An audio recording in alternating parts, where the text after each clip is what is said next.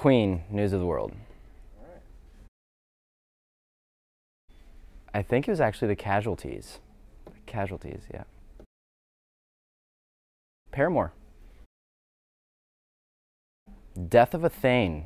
It was Andrew's old band. A band called Consequence Calls. A Battle of the Bands in Washington, D.C. I played at a place called DC-9. It was Bring Me the Horizon. Yeah. Canada. Yep. I don't remember what the first date was, but it was on the last tour. Soundgarden. Yeah, Baltimore. First tour, don't really remember.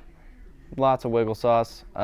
Last tour though, Andrew decided to start jumping up and down on the elevator while we were in Toronto, and it broke, and we were stuck on an elevator with a bunch of Canadians for an hour, and the Toronto Fire Department had to come get us out, and it was awesome.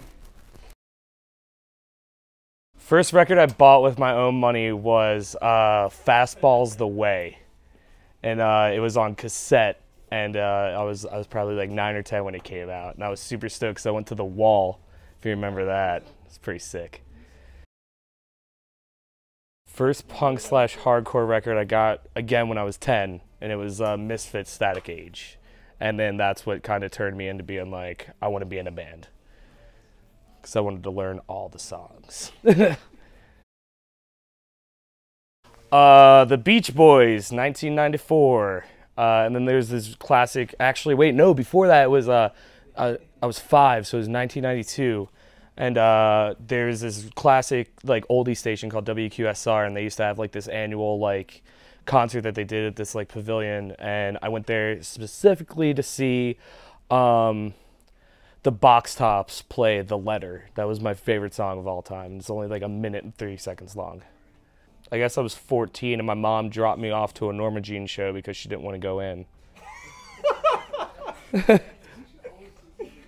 best answer I could have asked for. First local band I enjoyed was, there's 2 of them. They both came out at the same time. They're 2 completely opposite bands. There was this band called West Memphis 3. And they were like the first band that like I heard in our like Baltimore Annapolis area that sounded like Dillinger kind of, and I wasn't really into it that much, but it was more like it was like Dillinger / like early screamo emo. And then there was another one that I was really into because I was into the Deftones, and they were called Lockdown. They were a Deftones tribute band.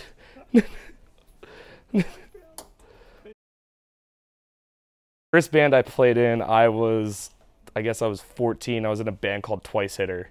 And we were like a thrice wannabe band, and we didn't have a bass player, so me and the other guitarists just played with full stacks, and then it got to the point where we both had 2 full stacks and a half stack on either side of the stage. It was hell to load in. First show I played was my ex-girlfriend's birthday party, and she was my ex-girlfriend then, and I was hitting on her sister. First stage dive I performed, or somebody performed on me? You know what? I'm going to leave that open to you. Because I'm too fat to stage dive. I'm 300 pounds. You don't want this coming off the stage. But the first time I ever crowd surfed, if that counts, we were at our friend's birthday party a year ago, and we were listening to Newfound Glory. And I was like, we were all going, yo, put me up! And everybody put me up in this kitchen.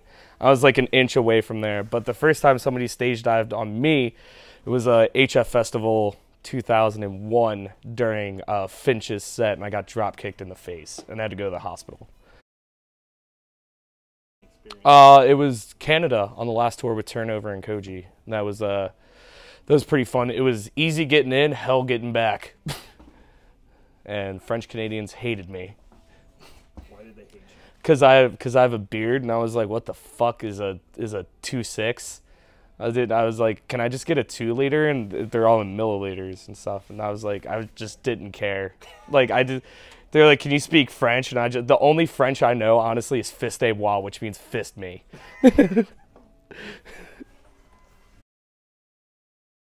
Record and Tape Traders, which I then started working at when I was like 20, and then they got bought by FYE, and they closed down, and now there's one left, but it's like on the outside it says Record and Tape Traders, on the inside it's an FYE. My first tour, I had to shit on the side of the road, the highway. Like I had to, I'd use a sock, and then use my other sock, and then use my other guitarist's sock, and then use his other sock. And it was like right on the side of 95. Like I had to go. And like it was like 30 miles to the next rest area. I was like, I'm doing this. I'm sorry, ladies. I'm sorry, Mom.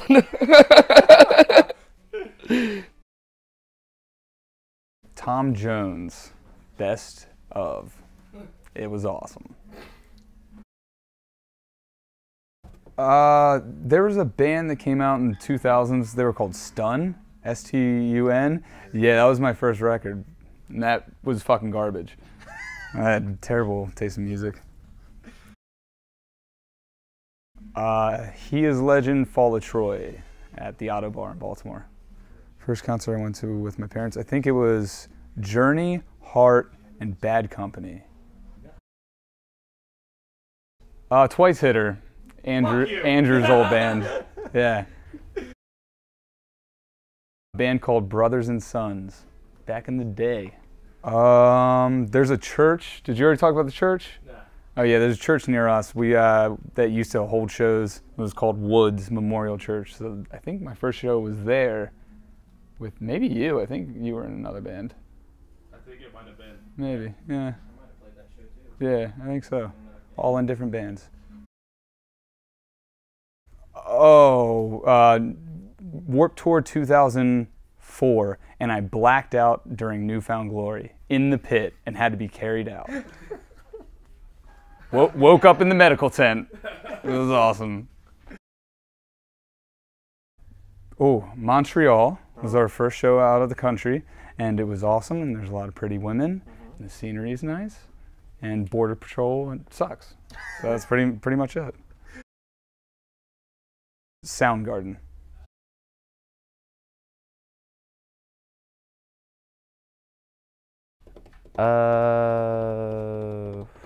That depends which, God, I'm really not good at interviews.